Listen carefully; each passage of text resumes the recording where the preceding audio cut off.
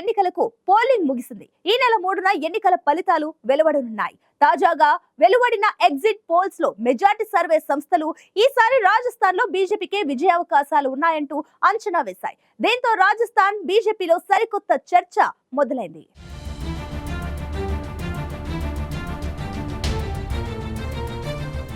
రాజస్థాన్ రాష్ట్రంలో బీజేపీ విజయం సాధిస్తే ముఖ్యమంత్రి పదవి కోసం కనీసం 5 మంది నేతలు పోటీ పడుతున్నారు.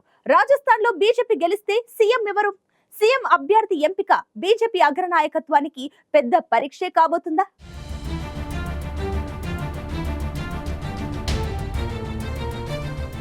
రాజస్థాన్లో అసెంబ్లీ ఎన్నికల పోలింగ్ ముగిసింది. డిసెంబర్ 3న ఫలితాలు వెల్లడి కానున్నాయి.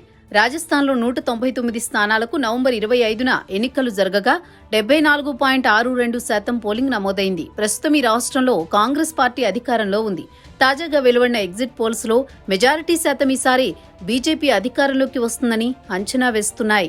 India today, ABP, India TV, times now, CNN news 18, republic TV survey సంస్థలు బీజేపీ అధిక స్థానాల్లో విజయం సాధిస్తుందని అంచనా వేశాయి. ఒకవేళ ఎగ్జిట్ పోల్స్ అంచనా నిజమై రాజస్థాన్ రాష్ట్రంలో బీజేపీ విజయం సాధిస్తే సీఎం ఎవరవుతారనే చర్చ ఆసక్తికరంగా మారింది. సీఎం పదవి రేసులో చాలా మంది ప్రముఖులు ఉండడంతో ఈసారి వారిలో సీఎం అయ్యేదెవరనే చర్చ మొదలైంది.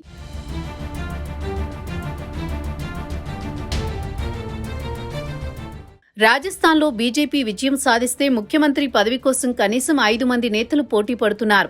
ఈ క్రమంలో వారిలో ఒకరిని ఎంపిక చేసి ముఖ్యమంత్రి అభ్యర్థిగా ప్రకటించడం మోదీ, అమిత్ షా, జేపీ నడ్డాలకు పెద్ద పరీక్షేనని రాజకీయ విశ్లేషకులు భావిస్తున్నారు. ఎందుకంటే మరో 4 నెలల్లో లోక్సభ ఎన్నికలు జరగనున్నాయి.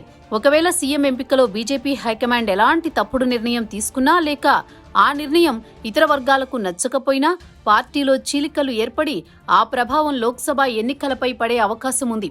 మరోవైపు 5 ఏళ్లు ప్రభుత్వాన్ని నడిపే విషయంలోనూ అనేక విభేదాలు తలెత్తొచ్చు.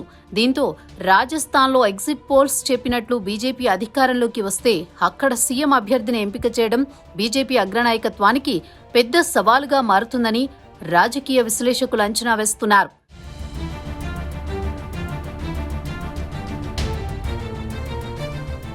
రాజస్థాన్ బీజేపీలో ముఖ్యంగా వసుంధరా రాజే గురించి చెప్పుకోవాలి.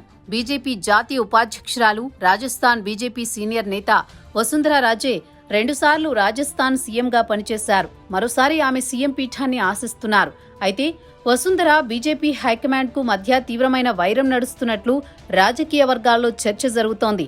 రాష్ట్రీయ స్వయం సేవక్ సంఘ్ నాయకురాలు సైతం వసుంధరా రాజే పట్ల అసంతృప్తితో ఉన్నారని, 2003లో ఆమె తొలిసారి ముఖ్యమంత్రి అయిన తర్వాత సంఘ్ నేతలతో ఆమెకు విభేదాలు మొదలయ్యాయని బీజేపీ నేతలు చెబుతున్నారు. ఈ ఎన్నికల బరిలో వసుంధరా రాజేకు అనుకూల ఎమ్మెల్యేలు 50 మందికి పైగా ఉన్నారు.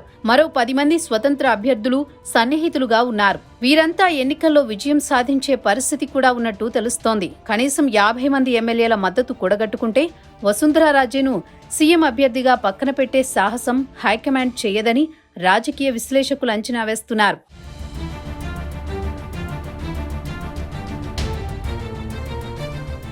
మరోవైపు రాజ్సమంద్ ఎంపీ దియా కుమారి సైతం సీఎం అభ్యర్థి బరిలో ఉన్నారు. వసుంధర అలాగే దియా కూడా రాజకుటుంబానికి చెందిన మహిళ. బీజేపీ హైకమాండ్, ముఖ్యంగా ప్రధాని మోదీకి నమ్మదగిన వ్యక్తిగా ఆమెకు పరిగణిస్తారు. దియా ప్రస్తుతం జైపూర్లోని విద్యానగర్ స్థానం నుంచి ఎమ్మెల్యేగా పోటీ చేస్తున్నారు. ఆమె విజయం సాధించి బీజేపీ అధికారంలోకి వస్తే దియా కుమారి పేరు ముఖ్యమంత్రి అభ్యర్థి పోటీదారుల్లో ప్రముఖంగా వినిపించే అవకాశం ఉంది. మరోవైపు దియా కుమారిని ముఖ్యమంత్రిని చేస్తే భవిష్యత్తులో జాట్లు, గుజ్జర్లు పార్టీ నుంచి వీడిపోతారనే భయం పార్టీ అధిష్టానంలో ఉంది. అలా అని సీఎం రేసు నుంచి దియా కుమారిని తప్పించే పరిస్థితి కూడా లేదు. ప్రధాన పోటీదారుల్లో దియా కుమారి ఖచ్చితంగా ఒకరని చెప్పవచ్చు.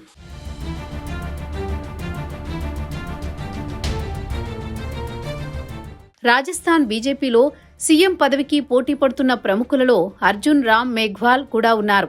మేఘ్వాల్ ప్రస్తుతం మోదీ క్యాబినెట్లో మంత్రిగా ఉన్నారు. ప్రధానికి అత్యంత సన్నిహితుడిగా బీజేపీ వర్గాలు పేర్కొంటాయి. మేఘ్వాల్ కు దళితుల కోటా నుంచి మోదీ క్యాబినెట్లో చోటు దక్కింది. మేఘ్వాల్ బీజేపీలో ఏ వర్గానికి చెందిన వ్యక్తి కాదు. వసుంధరా హయాంలో బీజేపీలో చేరారు. ఇలాంటి పరిస్థితుల్లో బీజేపీ మేఘ్వాల్ పేరును సీఎం అభ్యర్థిగా బీజేపీ హైకమాండ్ పరిగణలోకి తీసుకుంటే వసుంధరా రాజే బహిరంగంగా వ్యతిరేకించే అవకాశాలున్నాయి. లోక్సభ స్పీకర్ ఓం బిర్లా పేరు కూడా సీఎం అభ్యర్థుల జాబితాలో జోరుగా వినిపిస్తోంది. బిర్లా రాజస్థాన్ బీజేపీకి సీనియర్ నేత. టికెట్ పంపిణీ తర్వాత రాష్ట్రంలో తలెత్తిన ఇబ్బందులను పరిష్కరించడంలో కీలక పాత్ర పోషించాడు. బిర్లాకు రాష్ట్రీయ స్వయం సేవక్ సంఘ్ ఆశీస్సులు కూడా ఉన్నాయి. ప్రస్తుతం లోక్సభ స్పీకర్గా బిర్లా కేంద్ర రాజకీయాలు చేస్తున్నారు. అందుకే బిర్లా కూడా సీఎం రేసులో గట్టి పోటీ ఇచ్చే అవకాశాలున్నాయి.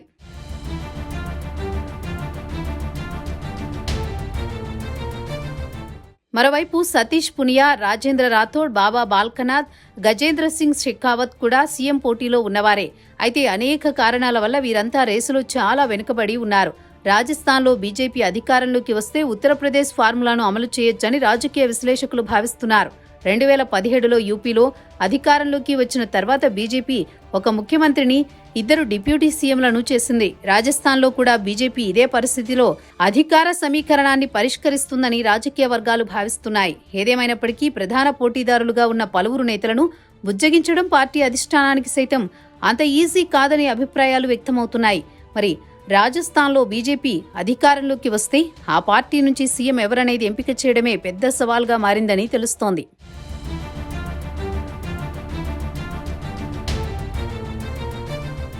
సాధారణంగా ఏ పార్టీలోనైనా కీలక నేతల మధ్య పదవుల కోసం పోటీ ఉంటుంది. అందులోనూ ముఖ్యంగా సీఎం పదవి కోసం అవసరమైతే అధిష్టానాన్ని ఎదిరించడానికి కూడా ఏమాత్రం వెనకాడరు కొందరు నేతలు.